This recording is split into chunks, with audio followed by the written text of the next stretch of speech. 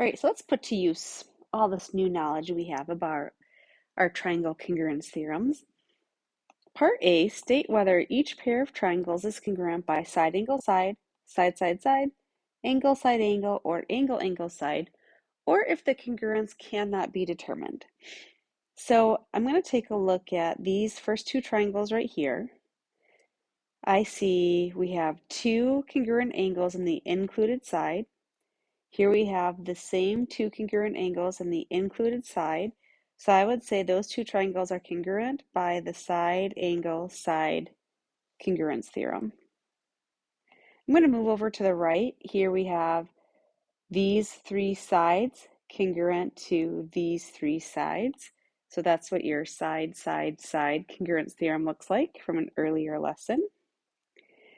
Moving down here, we have two congruent angles, or two angles right here, congruent to these two angles. And then we have a non-included side. Now remember, when you have non-included sides, you have to make sure the same non-included side is marked congruent. So here's what I kind of noticed. We have an angle with the two marks, an angle with the one mark, and that next side. So is that the same pattern that we have over here? An angle with the two marks, an angle with the one mark, and that next non-included side. So I would say those are congruent. That looks good. That's your angle, angle, side. All right, over here, we have two sides and the included angle. So that could be side, angle, side.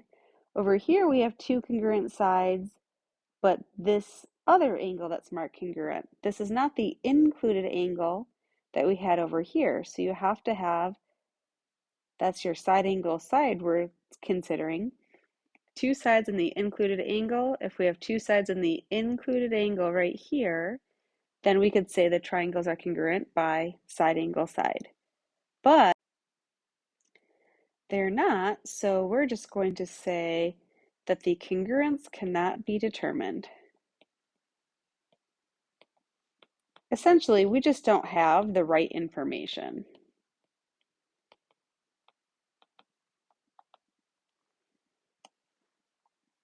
All right, look what we get to do. Oh, good, I was hoping we would get to do a proof in this lesson.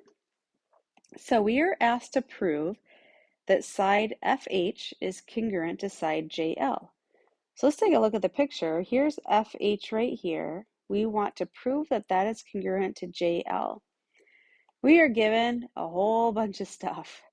We're given that side GH is congruent to side KL. So here is GH congruent to KL. Normally in a proof, I would be going through and marking these things myself, but they're already in the picture for us. So let's just understand what we have. Here, angle GFH, so GFH, that's that angle here, F, is congruent to angle KJL, so KJL. So that angle here at J, we can see those are marked with the same congruency mark. And the angle FGH, so FGH, the angle at G, is congruent to angle JKL. JKL, the angle at K, and see how those are marked with the same congruency marks. All right, so our proof, to fill in, we have three statements and three reasons. That's all it's going to take to prove that FH is congruent to JL. All of this given information we can put in one line. So you might want to write on the small side. I'll try to write on the small side. Maybe it's just more, I have to worry about that, but our first statement, oh, I gotta make sure I can still see it. We're going to write in all of those congruencies in our first statement. So we know that GH is congruent to KL. We know angle GFH is congruent to angle KJL. And we have angle FGH congruent to angle JKL. How did we know all that stuff was congruent? Because they gave it to us. So we're going to write given for our reason. Okay, well, take a look at those triangles. They just gave us a lot of really nice congruencies. Do we have enough congruencies to use a triangle congruence theorem to say that the triangles are congruent? Here we have two angles and a non-included side congruent to these two angles and the same non-included side. So that's enough for us to say that the triangles are congruent because we have our angle side angle congruence. So we're going to say triangle FGH is congruent to triangle. Now, when we write out these congruency statements with triangles, we have to go in the same order. If I started with F, then went to G, then to H, I have to start with the angle that's congruent to F, and then I have to go to the angle that's congruent to G. So we're going to say triangle JKL.